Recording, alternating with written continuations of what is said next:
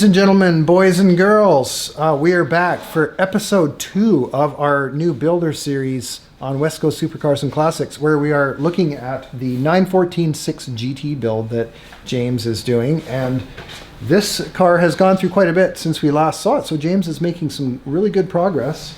So let's hand it over to James and talk about what's going on here. Well, hi everyone.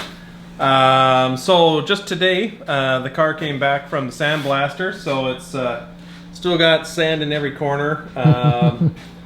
I went for sandblasting because here on Vancouver Island we don't have a lot of options for other stripping methods, soda blasting or acid dip. I had priced getting acid dip done, and it was going to be $17,000 just to get it in the door and back out again, let alone transportation on and off Vancouver Island and whatnot. So it wasn't terribly practical, so we went for the sandblasting method. It's not my favorite because it can leave a fairly rough surface. Oh yeah, it does, doesn't it? Yeah, it's fairly rough here.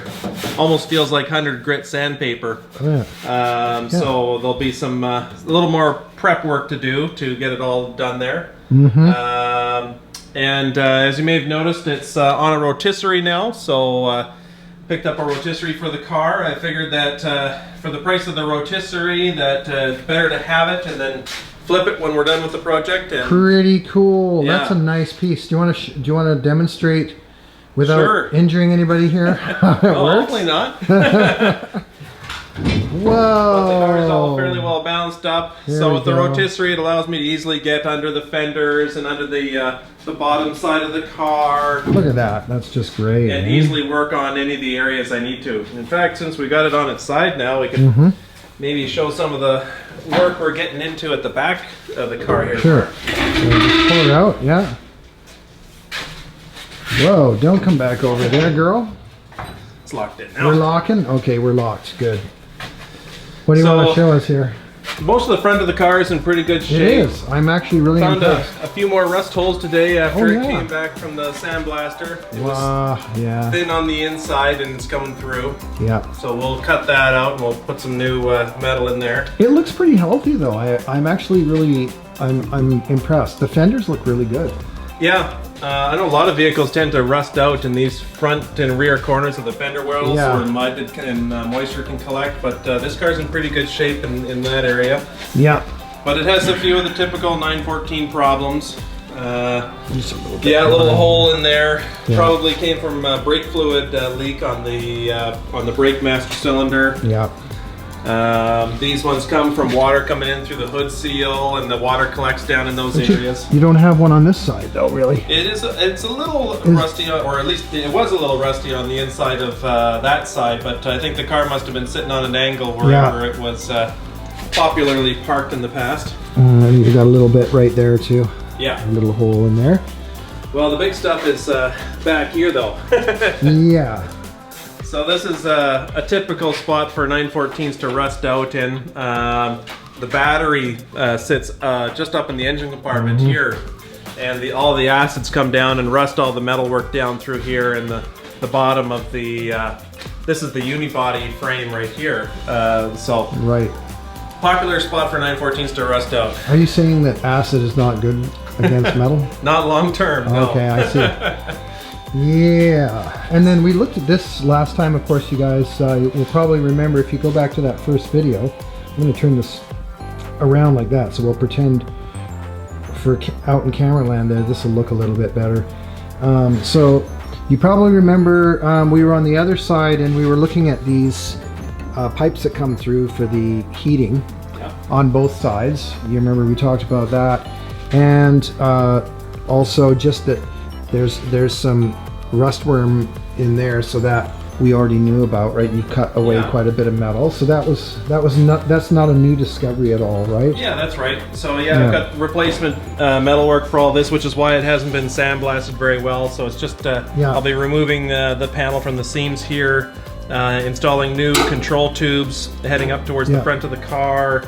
And about the last foot or so of the floor pan here will come out as well. All right. Okay. So floor plan. I'm going to move this again. Okay. There we are. So hopefully on the TV this looks okay because you're kind of oriented differently. But you see that's the back side of the floor pan,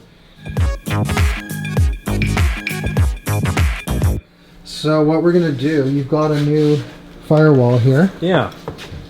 So those are gonna be cleaned up and pass through those holes. Reason being that these are gonna be almost impossible to find. Yeah, or to get the right? and to bend them right, and I like it. Yeah. I wanted it to look really authentic as well, and so yeah, those will punch through the panel here. Okay. Those will be holed out That's a little the bit new more. Panel. This is the inner firewall on the lower side. This is the outer firewall, so it goes on the opposite side. These little dimples here I see. touch each other and are welded together for strength. Very good. And then this is where all the control lines will come through. Shifter, wiring harness, we've got the heater tubes, which I'm probably going to end up welding those up. Clutch and throttle. Oh, neat. And there's a couple extra holes in here I'm not familiar with, so we'll figure those out as we go. And where do you find stuff like this? All of my sheet metal has come from Restoration Design. They're a Canadian company. And I have to say, the metal work so far all looks good and is fitting all right. Do they custom make all this stuff? They make all of this metal work in-house. Wow. They make it for 914s, 911s, 356s. It looks really good. I mean, yeah, I was a little shocked when I saw it because it looks like it's new. Yes. But it looks correct, so that's even better. Yep. Very cool. Yeah, pretty happy with their metalwork. There's a couple pieces which I'm not sure if they forgot to do it or not. Oh, this is a whole box that we got from them. Yeah, a whole box here that came from them. Yeah. My Christmas presents. But one of the pieces wasn't flanged. It was cut for the flanging, but they never flanged it. Okay. But that's not a terrible thing to do, so I can take care of that. But other than that, the metalwork was nice panels and very affordable, so it'll save me a lot of time in the long run. So you remember this is the rear trunk space, and so water had, because there's a rear, what do you call it, a trunk lid that would have leaked. Water in there, then the water would get underneath your carpet, and then it eats away down here. So James had to cut away. You may recall. Yeah, this was. I'm not sure if we had it out the last time or not, but we did. We showed that. Oh, okay. I must have just finished it then. But yeah, this was the old trunk panel. Yeah. This is actually a repair panel. Yeah. That someone had put in the car previously, but they just laid it on top of the rest of the original floor. So this is out. The original floor is now partially out, and you can see somewhere along here is where I'll be cutting the old metal out for my replacement panel to be installed. So you saw that last time. That looks basically the same. And then there was a little bit of rust at the rear here, which we saw last time as well. But nothing, honestly, considering I've seen some media blasted cars that look, and I've seen them at a very high-end restoration shop in town, and it looked absolutely, it was a frightening sight, I'll tell you, because it looked like a lot of money. Yes. Once you actually blasted the thing, the metal on I think it was an Alpha of some sort, like an Alpha Spider, and it was just, you could practically see through the panels. Yes, it was pretty scary. It can get pretty thin. Yeah, there was a few spots there was another one of the toughest spots I can see, which we're going to run into is I'm not sure we can turn the car, but there's a vent hole on the behind the doors on both sides. Oh yeah, up there. That catches mud on it from the inside of the fender wells. Yeah.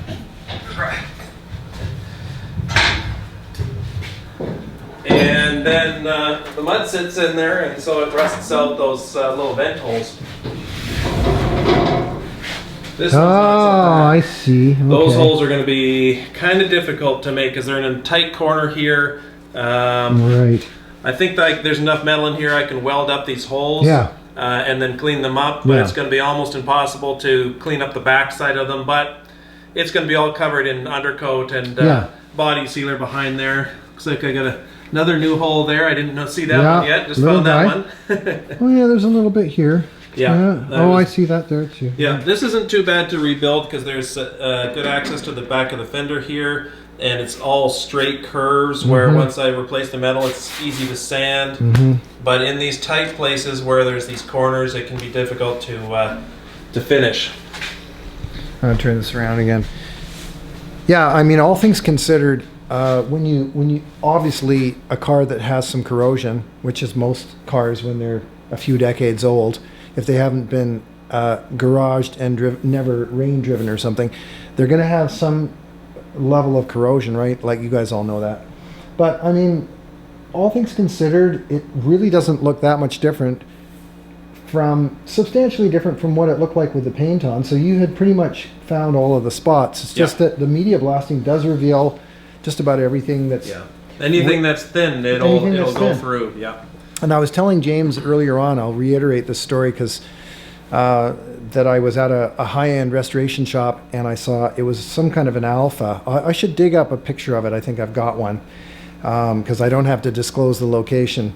But anyway, it looked very expensive. Like and the Alpha itself is not like a super high dollar car. Right. But when I looked at it there, I thought, well, okay, that's a sentimental. That restoration is purely sentimental. It's for somebody who had it in the family. It probably belonged to a parent or something, and that repair, the metal had gotten very thin and you could see right through a lot of it. That was going to cost just a huge amount of money, but it was worth it to them because it had a sentimental value to them. But you know, you have to keep that in mind when you're doing restoration, that the costs can quickly get to the point where you're not going to be able to recover that money out if you sell the thing. So it can be just a labor of love for a lot of people. But I think in this case, the value, James has had this car for a long time, and the value of these things is sufficient, I think, to justify doing this level of restoration too. Yeah, absolutely. The 914s are performing really well in the market right now. You're in the safe zone here with this thing, as long as you don't go too crazy. No, right? Yeah, no. I think conservatively, very conservatively, the car should be in the 50,000 or better Canadian range. So investing the time and effort. And it's been kind of a dream car. I think we said in the first video, this has been kind of a long-term dream car for me. So I don't plan on selling this car anytime soon.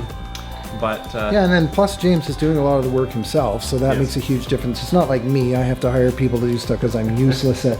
Well, I don't know how to weld anything. You know, I basically can use duct tape and a pair of pliers. That's about it.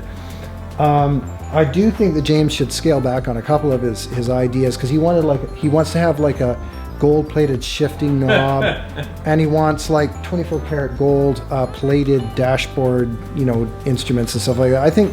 Did we get the GoFundMe set up yet? The GoFundMe, yeah. We're starting a GoFundMe page for James. We're trying to raise $250,000 for the gold-plated elements in this car. That's right. Exactly. It'll be the only one on the planet. There you go. If we do it. Just kidding. That's a joke. We're not doing that. All right. Well, thanks again, James, for giving us a quick overview of the progress here. And I think he's doing really well with this thing. And strangely enough, I think this is going to come together once you've got that body work done. I actually think it's going to come together quickly. I hope so. Because you're pretty handy. I know you can get a lot done in a short period of time. It's just finding the time to work on the projects is always the challenge for me at least. Always. And, for sure. You're not retired. Not retired. Right. No, not yet. Not yet. All right. Well, thanks again, James. Appreciate it. Okay, guys. Hope you enjoyed that one. And we'll be back with another update as soon as we can. Ciao for now. Bye-bye.